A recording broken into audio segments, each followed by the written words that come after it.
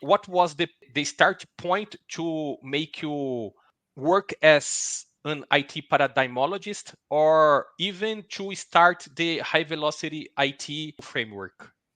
The IT paradigmologist stuff came much earlier.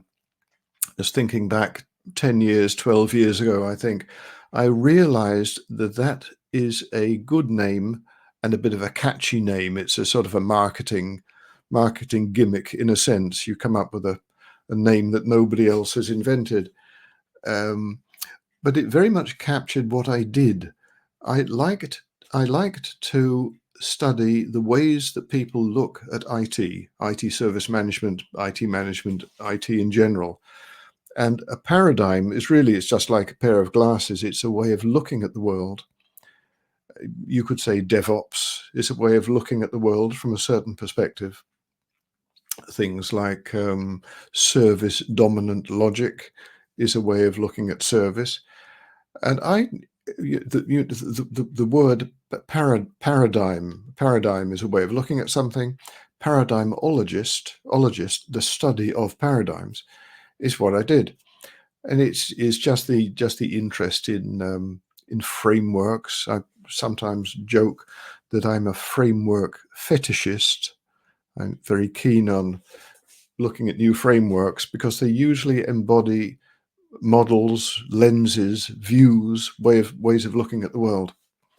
By the way, a framework fetishist is different from a framework fundamentalist. Because Oh, framework fundamentalists, they focus on their own framework, and that's the only way to do things, and all other frameworks are evil. But I take a broad perspective.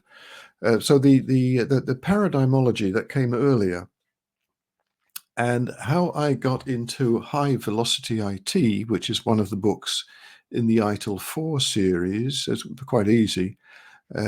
They asked me, they engaged me, Axelos, now acquired by PeopleCert. Axelos asked me to write the book. And the interesting thing is that I have no formal ITIL qualifications at all. I don't have a foundation certificate, let alone a higher certificate. And that is possibly why they asked me, because I'm not really an insider, and I was looking at IT service management more from the outside.